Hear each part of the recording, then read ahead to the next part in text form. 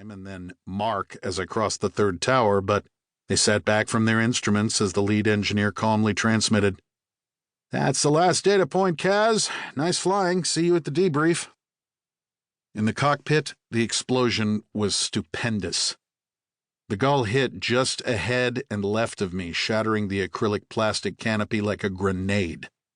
The 550-mile-an-hour wind, full of seagull guts and plexiglass shards, hit my chest and face full force, slamming me back against the ejection seat, then blowing me around in my harness like a rag doll. I couldn't see a thing, blindly easing back on the stick to get up and away from the water. My head was ringing from what felt like a hard punch in my left eye. I blinked fast to try to clear my vision, but I still couldn't see. As the jet climbed, I pulled the throttles back to mid-range to slow down and leaned forward against my straps to get my face out of the pummeling wind, reaching up with one hand to clear the guck out of my eyes. I wiped hard, left and right, clearing my right eye enough for me to glimpse the horizon. The Phantom was rolling slowly to the right and still climbing. I moved the control stick to level off, wiped my eyes again, and glanced down at my glove. The light brown leather was soaked in fresh, red blood. I bet that's not all from the seagull. I yanked off the glove to feel around my face, fighting the buffeting wind. My right eye seemed normal, but my numb left cheek felt torn, and I couldn't see anything out of my left eye, which was now hurting like hell. My thick green rubber oxygen mask was still in place over my nose and mouth, held there by the heavy jawline clips on my helmet. But my dark green visor was gone, lost somehow in the impact and the wind. I reached back and pivoted my helmet forward, wiggling and re-centering it. I needed to talk to somebody, and fast.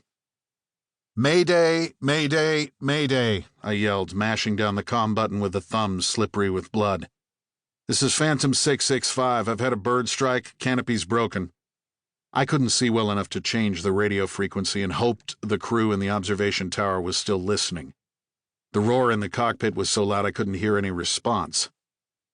Alternately wiping the blood that kept filling my right eye socket and jamming the heel of my hand hard into my left, I found I could see enough to fly. I looked at the Chesapeake shoreline below me to get my bearings.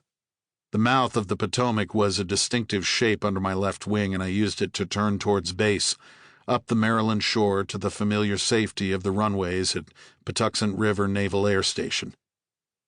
The bird had hit the left side of the Phantom, so I knew some of the debris from the collision might have been sucked into that engine, damaging it.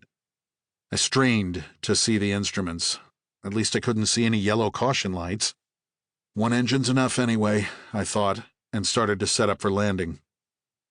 When I leaned hard to the left, the slipstream blew across my face, keeping the blood from running into my good eye.